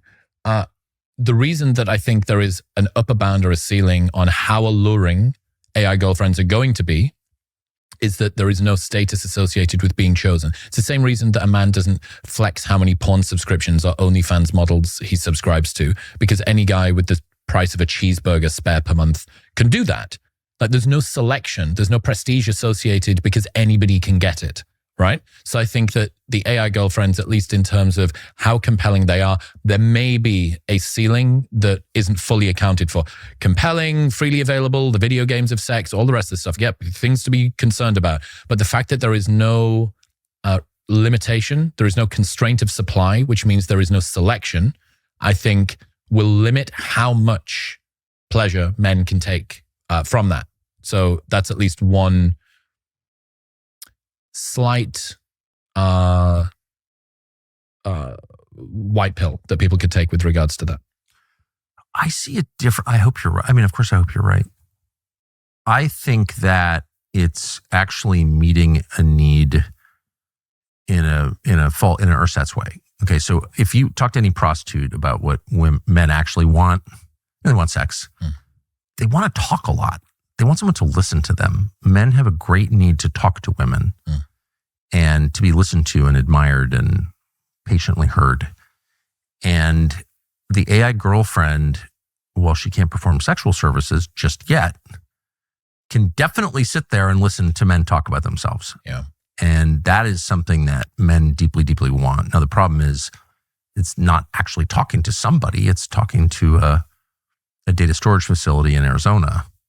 It's not real. Understood. Yeah, right. That's an interesting one. Well, I mean, that's certainly one thing that in the male sedation hypothesis hasn't been accounted for yet, which is emotional resonance. Yeah. And perhaps this will be an addition on that side of the ledger, as opposed to one that actually compels men to go out. But the other one, the other part that me and a friend, William Costello, thought about was the potential for guys to practice interacting with women. So one of the problems that you have, many men have approach anxiety. It's like, to the women out there, approaching a woman is tantamount to life and death. It's mortally uncomfortable to men, because if I'm rejected, that's the end of my lineage. It's scary and I can't even describe why, and I'm in fear, and I get over it and I did it and I talked to her. Like, that is something that many men have issues in terms of doing. Going up and talking to the girl is like it's a big hurdle for them to get over. And when they do it, they feel proud in themselves. The problem is that you can't practice that in private. There is no such thing as a training ground for doing that. The only place that you can actually do it is by going to go and do it in public. You can only practice in public, right? As opposed to practicing in private. We're in the middle of the World Series at the moment. Shohei Ohtani hasn't only ever thrown pitches in a game scenario. He's been able to go and practice them and then put them out into the field of play. The same thing isn't true for men approaching women. I think that potentially you could have a world in which a virtual reality headset is able to accurately model a scenario of you being in a bar talking to a woman, and it can detect intonation and pace of speech and response, and should you touch her on the leg now or not. And the possibility, this is an artificial solution to an artificial problem. I am aware of that. But in order to be able to fix guys who haven't spent much time around women, don't have that base that they might have grown up with, understanding how to properly interact with women, I think that there is a potential to gamify becoming better communicators with women in a sandbox that doesn't have the potential for rejection or for an accusation that you pushed too hard or were coercive or did something that was unspeakable or horrible or whatever it might be. I think that might actually allow men to feel more comfortable and go out into the real world and be better with women as opposed to worse. It makes sense. I'm just skeptical that any machine could approach, even a supercomputer could approach the complexity of an actual woman. Yeah, enough. And I think the no threat of rejection kind of defeats the purpose, because that's what proving your manhood is going through. Doing it on the stadium floor. Exactly. That's the whole point. And it's a test that they're administering to you. Are you man enough to face my potential rejection? And in fact, sometimes my rejection. Women very often offer up rejection in order to test you. The shit test. 100%. Yeah. And so, like, can a machine do that? The stakes are too low. Yeah, that's true. That's true. You're Now, if if the machine was doing it in the presence of a bunch of other machines, there would be a whole crowd of AI ladies standing there, like mocking your dick size as you're doing it. Then maybe that would be a realistic test. Yeah, no, I'm desperately trying to cling to some sort of fucking like little silver lining. Well, remember when they told us that porn was actually a good thing because it was like a healthy outlet and we'd have fewer sex crimes and people's sex lives would become more normal and healthy once they had porn. I remember all this. And I hate to admit it, but it was only the radical, like truly crazy lesbian feminists like Andrea Dworkin who were against porn at the time. And I remember thinking, uptight bitch. She was 100% right, by the way. I was wrong, but whatever. Well, we're in an interesting world at the moment when it comes to sort of approach anxiety stuff for guys, because post Me Too, a lot of men really took to heart the message, do not be pushy with women. Do not be pushy with women. The problem is that when you tell men don't be pushy with women, the guys who really need to feel a little bit more confident around women take that to heart. And the guys that were blowing through boundaries already just disregard it. You have advice hyper responders, right? You have the people whose fears are confirmed by headlines and worries. And they're the ones who probably could have done with, no, dude, you can go and say hello to her. Like, she'd really love to hear from you. But he's heard, do not be pushy with women, and thought, I knew I was too much. I knew that women didn't want to hear from me. Meanwhile, the guys who were coercive, who were blowing through boundaries already, they disregard the warnings and the concern. So I think we've ended up, the goal of Me Too from a relational standpoint, and I do think it was important to call powerful men to account for using position and coerciveness and incentive in a way that was not virtuous in order to get sexual access. Oh, I agree. I agree completely. The goal of Me Too was to sanitize the toxic elements of male behavior. And instead, it ended up sterilizing most of them. And what did it do to women? I mean, no woman wants to be treated in a way that's vulgar or cruel or dehumanizing. Of course, those are just... That's just the human. No one wants that. But is there any evidence that women didn't want men to be aggressive? I noticed there's been an enormous rise. I hear about it all the time in women asking to be choked during sex. I always talk to people about their sex lives. I'm interested in the topic. I think it reveals a lot about people. I think it's the most human thing there is. I'm not embarrassed at all. I've never heard anything like that until about 10 years ago. This girl wants me to choke her. I remember it was like kind of horrified. I don't see any connection between sex and violence. I'm just not into it. But like, what is that? And it's very common. I'm not going to embarrass you by asking you if you are aware of that, but I know that you are aware of that because every man is aware of that. What the fuck is that? Like, that's not healthy at all. And that seems to me to be, I'm just guessing, I have no personal experience with it, but that seems to me to be an expression of a longing for male aggression that's gone in an unhealthy direction. Or did you read, the famous pornographic novel for women? Do you remember this? 50 Shades of Grey. Did you read it? No. Well, I read it because I'm interested in women. Okay. I read it. That's a great disclaimer so that you can justify reading 50 Shades of Grey. Dude, it was the least erotic thing I've ever read in my life. I read it on a flight to LA. I was embarrassed to read it, but I was like, I'm interested in women. I want to know how they think. Not even a twitch? Literally, I took a celibacy pledge by the time we landed at LAX. I found it so repulsive and weird. Okay. And it just shows that men and women are so different. The things that turn them on are different. Exactly. It was all about control and humiliation. Dude, so 100%. And I'm hearing all these things. Women like, oh my gosh, I had to, whatever. Women were really in fuego about this book. And as a man, you read it, you're like, honestly, I've been to church services that are more erotic than this. This is actively. Yeah. Okay, so I have some firsthand experience of this. I was the cover of a bunch of dark romance novels in my 20s. Sorry? I was the cover model of some dark romance novels in my 20s. You do not need to Google them. You were the Fabio of the UK? Yeah, Dorian Gray. Dorian Gray, but with a British accent. Actually?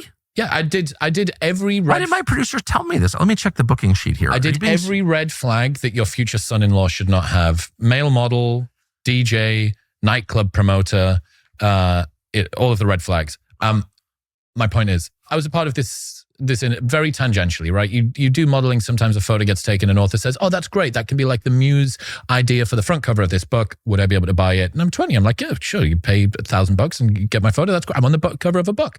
Like, isn't that great? A little bit darker and more raunchy than I might have anticipated. My mum, when she found out that her son was on the cover of a book, said, oh, it'd be lovely. I'd love to read it. And I'm like, this isn't Harry Potter. You're not reading this book. Anyway, my point being, I've been tangential to that industry in the past. What was interesting was the timing of 50 Shades coming out and the sort of archetypes that you saw within the dark romance genre. Very much typically masculine men, heavy brow, big hands, lumberjack, plaid shirt, man stuff, big chest, muscular, in a position of prestige, typically dominant, typically wealthy, not succumbing to just not particularly of the ilk that the modern world was telling men that they should be more of, especially post Me Too. And this is an uncomfortable circle to square if you want to try and marry these two worlds together, right? So what they did was they tried to make romance novels more in keeping with the sort of archetype that modern men were perhaps supposed to be, a more agreeable, softer sort of man. And these are referred to as cinnamon roll husbands or golden retriever husbands. And they wrote romance novels about this story arc, right? This was the kind of archetype that was going on. Shock, horror, they did not sell, right? Women were not buying the golden retriever husband, cinnamon roll husband story arc. They wanted the Dorian Gray archetype. How shocking is that? Did you read any of the books? No. You should go back and read your own books. And I bet you would find them not only non-erotic, but like anti-erotic. Like, these are your fantasies, really? What are the... I think every man thinks that female sexual fantasies are like pillow fights in the sorority house. Right. Those are male sexual fantasies. Female sexual fantasies tend to be much more about power than men's sexual fantasies, I have noticed. And presumably an imbalance of power. Yeah, where they're on the, on the weaker side. And they're, some of them are not, no one ever wants to be honest about anything, basically. Lying just kind of dominates every public conversation. And I'm not attacking anybody. I've just noticed this because I'm interested. And no, they're all, I don't think women want to be dehumanized or ignored or treated like children. I don't think that. But the kind of novels that sell, sex novels that sell to women, are not sexually arousing to men at all, I have found. And again, they're all about being dominated. Like, that's what it is. One caveat to put in there is... I'm really bothered by it. I just want to be totally clear. I don't like that. I don't like all the weird power dynamic stuff. But whatever, they like it. And so to tell me that the Me Too movement is about making men less aggressive sexually because women hate male sexual aggression, you're just lying. That's just not true. Well, do you take a poll of women? Do you care what they think? Do you know what they think? No, of course they have no idea what women think. They don't care. Men's sexual aggression from men that they don't want to be sexual with is the sort of thing that can scar you for the rest of your life. Well, needless to say, obviously I'm against any kind of I'm against just violence, period, and including choking during sex, sorry. I think what is that? Don't lecture me about Me Too if you're asked to getting choked during sex, sorry. Just not taking you seriously. But no, I totally agree. Sexual assault, rape, we don't punish rape severely enough. Most men feel that way, by the way. It's the female judges who let the rapists out early. It's not the male judges. Is that true? Of course it's true. Of course it's true. It's not, your average man thinks that rapists should be, boiled alive. Yeah, of course. And I've never met a man who doesn't feel that way. Every normal man feels that way. And I've never met anyone who got off on rape fantasies. In fact, I would bet my house that the majority of Americans who find rape fantasies appealing are not men. Sorry. Tell me I'm wrong. I'm not wrong. I'm right. No, I've seen some really uncomfortable data that... Yeah, you have, right. When you look at very aggressive porn the primary consumer of that is not men. Yeah, exactly. So I'm not attacking anybody at all. Well, people are allowed to have their preferences. I agree with you. And in many ways, we don't get to choose what it is that arouses us. That's the whole point I've been making for 2 hours. This is nature. We're not in control of it. We have to conform to the system already in place that we did not create because we're not God. So you just have to deal with what you got. Politically, when that is, or publicly in terms of PR or press or whatever, when that becomes inconvenient because there is a movement in one direction that goes against what is preferred, natural, predisposed in another. So great example of this, talking about the aftershock of Me Too, which we're still in the blast radius of in many ways. Half of single men under the age of 30, 18 to 30, report not approaching a woman in the last year. About 82% of women report experiencing creepy behavior, sometimes, often, or always by men, right? So you have guys not approaching women for fear of making them uncomfortable, for fear of being a part of some news story. Women also being made to feel uncomfortable, at least sometimes during their life. But 86% of women say that they want a man to make the first move. Exactly. So let's try and square this circle, right? You have women, guys know that if they don't make the first move, nothing's really going to happen because 86% of women say that they want to do it. Women also kind of want guys to make the first move, but are fearful because sometimes they're creepy and they are the more vulnerable sex. Exactly. So like in this, an acceptance of, okay, there needs to be a buffer zone for well-meaning and non-dangerous errors to be made. A guy was a little bit silly with the way that he came up. You don't mock him. Don't make him feel small or stupid because he wasn't super cool when he came up and tried to say hello in a polite way, or you've got a boyfriend and you can like laugh in his face. Like, because you are scarring that guy for the next girl that he is going to go up to that does really want to speak to him. And we're in the aftershock of a time where guys were really told, like, your presence is dangerous. Your gaze is toxic. Your gaze can make a woman feel uncomfortable. And that's not to say that it can't. If you've been stared at on the subway by someone for 4 stops, I bet that really makes you very, very uncomfortable as a woman. So like it's a defining fact of women's lives. It's messy. Oh, it's messy. Super complicated. This is messy and difficult, and just saying, hey, let's just give a little bit of leeway. And now you may or may not have seen these videos. There's these women stealing Finance Bros salads from Sweetgreens in Manhattan. This TikTok of a girl talking about, she's a real attractive girl. She's doing her hair, getting ready. And she's saying that some of her friends go to salad bars and steal the salads that are waiting on the side that have been ordered for pre-collection from these guys that work on Wall Street. And then they find them on Instagram based on the name that's on the top of the order and message them and say, I'm so sorry, I accidentally picked up your salad, as a counter to the fact that so few men that are eligible are approaching women. There's another video of a girl walking through Central Park. They're really clever, I must say. Dude, they wipe the floor with guys with that social stuff. Another girl walking through Central Park, and she's like glowing skin, like low cut top, attractive woman, mid-20s, whatever. And she's basically saying like, walking through Central Park, my hair's great, my skin's great, I've got the boobs out today. And I wonder if any man is going to approach me. So it's evident to me that there is a world of women who really would quite like to be approached more by guys. And the men who needed a little bit more encouragement, I think, are still on the timid side. And unfortunately, the guys that were blasting through boundaries just disregarded the advice of Me Too in any case. I think the wisest thing you said, artfully, was this is just incredibly complex and that it may, in some sense, be beyond the capacity of people to really understand it. But you do the thing that is necessary that will fix it, which is just tell the truth about what you see.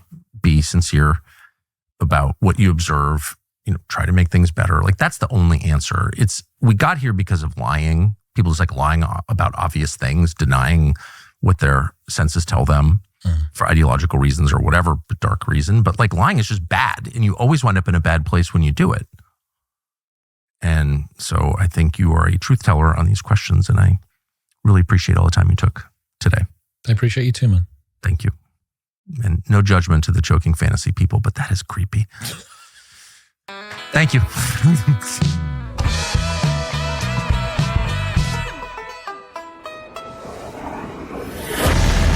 We've got a new a website we hope you will visit. It's called newcommissionnow.com, and it refers to a new 9/11 commission. So we spent months putting together our 9/11 documentary series. And if there's one thing we learned, it's that in fact, there was foreknowledge of the attacks. People knew. The American public deserves to know. We're shocked, actually, to learn that, to have that confirmed, but it's true. The evidence is overwhelming. The CIA, for example, knew the hijackers were here in the United States. They knew they were planning an act of terror. In his passport is a visa to go to the United States of America. A foreign national was caught celebrating as the World Trade Center fell and later said he was in New York, quote, to document the event. How did he know there would be an event to document in the first place? Because he had foreknowledge. And maybe most amazingly, somebody, an unknown investor, shorted American Airlines and United Airlines, the companies whose planes the attackers used on 9/11, as well as the banks that were inside the Twin Towers just before the attacks. They made money on the 9/11 attacks because they knew they were coming. Who did that? You have to look at the evidence. The U.S. government learned the name of that investor, but never released it. Maybe there's an innocent explanation for all this, but there isn't, actually. And by the way, it doesn't matter whether there is or not. The public deserves to know what the hell that was. How did people know ahead of time, and why was no one ever punished for it? 9/11 Commission, the original one, was a fraud. It was fake. Its conclusions were written before the investigation. That's true, and it's outrageous. This country needs a new 9/11 Commission, one that actually tells the truth, that tries to get to the bottom of the story. We can't just move on like nothing happened. 9/11 Commission is a cover-up. Something did happen. We need to force a new investigation into 9/11 almost 25 years later. Sorry, justice demands it. And if you want that, go to newcommissionnow.com to add your name to our petition. We're not getting paid for this. We're doing this because we really mean it. newcommissionnow.com.